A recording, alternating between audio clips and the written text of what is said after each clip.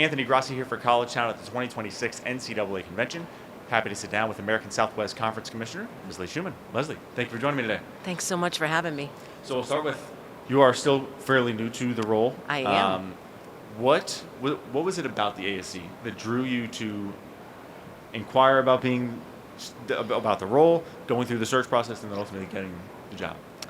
You know, I think that I had a great opportunity to get to know some of the presidents before I even took the job, and their commitment to the ASC and their commitment to Division III is above all everything. They want to make sure that the ASC is successful and that they work in great partnership with the conference office and that they support the work that we want to do in the conference office. And I think that I had some very frank conversations with them about the work that we needed to do and the work that we had ahead of us. And they really are willing to do that work and really get in there. I can't say enough about our chair, Dr. Randy O'Rear, just really wanting to make sure that he's supportive and supporting the work of the ASC. So I think that that is a really foundational part of the ASC, is that the presidents are very, very supportive and very, very much want the ASC to succeed. What were some of those key things that the league needed to work on in your mind? You know, in my mind, I think we need to work on brand. I think we need to work on branding and who we are in the region and what we stand for. I think there's a lot of really good stories in the ASC that are outside of our athletic success. I had the opportunity in my first 6 weeks, I visited all 6 campuses, because we will have 6 in 26, 27, and really asked some very specific questions about who they think the ASC is, what they're most proud of, what do they want to change. And, you know, I think that we have a really big reputation, rightly so, of being a highly competitive league. I think that we don't do a good job at the conference level yet about telling the other stories. Our student athletes are doing hours and hours of community service. They are succeeding in the classroom. Our alumni are successful in doing things in their careers. So I think that from a brand perspective, we really need to focus on all the other great things that we're doing in the league, and make sure that people understand that we are, yes, we're competitive, but we are so much more, and we are supporting our student athletes in all areas of their lives. And we really want the student athletes to grow holistically, using athletics just as a part of that journey that they're on. You joined the ASC at a very unique time in its history. Yes. Where the 4 members were still there. The return of McMurray and Schreiner Yes. is in process, as you mentioned, starting in 26, 27. Yes. After they'd previously left, then you get hired, a few months after that announcement comes. How is it walking into that room with the unique kind of chairs that have shifted around? You know, I really feel comfortable walking into that room with all 6 of the presidents and really all of our athletic administrators. There is a high level of commitment in that room. And the collegiality that occurs amongst our President's Council and amongst our athletic administrators is excellent. They really work well together. I think that they really want to focus on moving forward and the future and how do we make the league outstanding. So it's a really comfortable place. They're comfortable with each other, they work well together, and they support each other. You know, it's interesting because our schools and our presidents are seeing each other at all kinds of meetings. It's not like when they walk into the athletic space that they're new to each other. They're seeing each other at other meetings and working together because we're all in the same state right now. So I don't know that I've seen any contention or any kind of hesitation on anybody that's in the room. I've seen really just, let's work together to make this a great league, and let's see what we need to do next and how we're going to do that, and lots of problem solving. And I just can't say enough about the collegiality of what's going on in the league and how open they are to the ideas I have coming in from the outside and how we're going to take the league and what we're going to do to grow and become stronger. Coming from the GMAC in Division II, what are some of the most interesting things that you guys accomplished within your role there, in your time there, that are applicable potentially to your current role? Wow, everything's applicable. I'm really grateful for Tom Dager. He and I have known each other for years, but the opportunity to spend 7 years working with him, you may not know, but he built the GMAC from the ground up, which is a similar scenario as we're regrowing. We are a league that existed, but now we're growing. So really relying on a lot of the things that he did in the GMAC to grow the league, to bring people together, his patience of waiting. Originally it was supposed to be all these schools coming together, and then there were only a certain number of schools, and then they all finally joined the GMAC. But his the strong governance that's involved in the GMAC, how well all the groups work together, engaging all of the different groups, the AD, the SWA, the FAR, the presidents. There's really nothing that I haven't learned from Tom that isn't applicable to the job I have today. And I really liked being a number two with Tom. We had a great partnership. And I think that building relationships and having those partnerships is really what this business is all about. So I don't know that there's anything I can't use from him. I think I'm surprised some days of, I'm going to use Tom's idea for that, and expand on it and make it better. And I think that those partnerships are important. And he remains a phone a friend, as you were. But also I'm learning and meeting new Division III commissioners, because this isn't my space, and learning from them the uniqueness of Division III and the uniqueness of the time in Division III. So really relying on folks to kind of help me flesh out the things I know and the things that I'm really learning about. As the league expands to 6, what is in your mind, the capacity for what the number of members in the ASC could ultimately be? Yeah, so different in a little bit. In Division II, it's almost like the bigger you can get, the better. The more I learn about Division III, there's like a sweet spot. It looks like there's a 10 to 12 sweet spot is what it looks like to me as I'm observing the landscape, observing what other conferences are doing. And so it's probably that 10 to 12 sweet spot. I think that we'll focus on footprint. Like institutions, I think that was probably, if I could put a finger on one of the challenges maybe the ASC had in the past, was the private and public challenges. So they're really looking at, like institutions, footprint, how we grow within that kind of space, and I think that that's doable. I think that if you build something people can get excited about, a lot of what's happened in the past we can move forward from. Is that potentially, I don't know if limiting is the right word, but limiting in the scope of institutions that can be added? Yeah, I think that you have to look at everything, right? There's a cost to everything, and if you talk to everyone, everything is going up.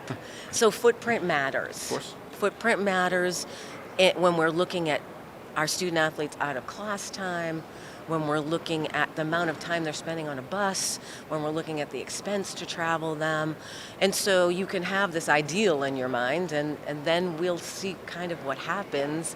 But footprint really does matter, especially in this day and age. And our schools are really focused on wanting their student athletes to be in class, to be successful in class. And so we want to try to look at how do we get as close to a tight footprint as we can get? Not that we're closed-minded on other folks, but that we really want to look at what's the impact on adding institutions, where they're located, and how far our student athletes are going to have to travel.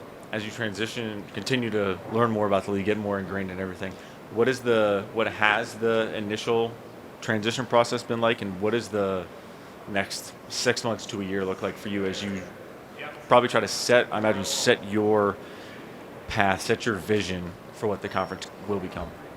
Yeah, the first, I think I've been in the role 4.5 months. I've been running as fast as I can. And I think that it's just I have a great idea of a giant to-do list, but making sure that we're prioritizing things. And I think that what I've been focused on this first 4 to 6 months is really building the structure. I think that if we build a strong structure, and that means I'm going through everything, every document, everything, what do we need to update, what didn't we update in the past, what do we need to do to build a very strong league? We also recently hired a second full-time staff member, so getting that hire done, all happening in this first 4 months. I think in the next year or so, it's really about um, building a league people can get excited about, making sure that our operations and our structure is sound so that going into 26, 27, we're very clear about who we are and where we're going. And then moving into strategic planning and looking at the next 5 years and what does that look like for us, and then conversations surrounding membership. Next year, we're already starting 2 new championship sports in beach volleyball and flag football, bringing back the track championship. So looking at participation opportunities and championship opportunities for our student athletes. So I don't know that there's anything we're not looking at, and trying to make sure that we're enhancing that experience for our members and our student athletes. On those 2 new sports that you guys are adding in beach volleyball and flag football, given the growth of those 2 sports respectively, we've seen flag football be a rocket ship Yes. relatively in Division 3. What is the position, how should the ASC be positioned in those 2 sports within the division in your mind? Well, the exciting thing about flag for us is all 6 of our schools are starting at the Absolutely. same time, and so that's really exciting for us. I think that there's a lot of opportunity surrounding flag because we're not getting a ton of guidance right now about what even the rules are going to look like. So I'm already working with our assigner, and we're talking through what's that going to look like, when's the playing season going to be, how are we going to lead in that space. In beach, we're also looking at how do we add affiliate members, because there's not a lot of championship opportunity in beach in our region. And so looking at who can we partner with, because we really believe that giving a great championship experience should involve other student athletes in beach, not just our ASC student athletes, but other schools that might be interested in that partnership. So really looking at what are opportunities for partnerships in those sports so that we can take the lead in the region, and just seeing how we can position ourselves so that those 2 sports are very successful and they continue to grow. One of the other challenges we've seen the ASC have prior to adding 2 new members has been around football scheduling. Yes. What does now that you're at 6, do you guys have an idea of what maybe the 26 schedule will look like, and beyond, potentially outside of the 6 core members? So we do have 26 and 27 schedules already done for football. I think that what we've told our members is just to ensure that if membership grows, to be able to get out of non-conference contracts. I think that most of our members are not having issues getting additional games. I think our most successful members, of course, are challenged with getting games. And so we're open to all kinds of options. Are there scheduling alliances? Are there new members? Are there, especially in the football space, and that's a high concern for us, of making sure that our members get the contests they need. We really would like the 50% in-region proposal to pass, because I think that provides some relief from that in-region scheduling issue that I think we're currently having in football. So there'll be a focus on growth in the area of football, whatever way that looks like. Is that a scheduling alliance? Is that bringing on new members? Is that a conference agreement between conferences? I think we're open to all those conversations. Is there, we'll take it specific to football, is there a concern about you mentioned how important the footprint is for core members? Obviously, football is a unique animal, especially in the state of Texas. Yes. Is there a limit to where that non-conference scheduling, hypothetical non-conference scheduling alliance could expand or could reach? Yeah, I think they're pretty open to, because they're traveling a lot now. Mm-hmm. So if you look at the schedules of especially 2 of our members, they're traveling quite a bit to get games, and they're committed to getting those contests. So I think that we will put anything on the table to kind of look at what are they willing to do? What is the full group willing to do? What do we need to do to ensure that all of our members get the games they need? Even up to, do we need to add non-conference, conference opponents, like, to get those schools up to the games that they need. So I think we're looking at all of those options. I think that, and those conversations are happening not only at the AD level, but also at the president's level. I think the presidents are well aware of the challenges of getting football contests and are having conversations about how they can help each other, as well as who else can we work with and partner with. Honestly, this last question. If we sit back down here in a year, Okay. you will have been satisfied if what things have been accomplished.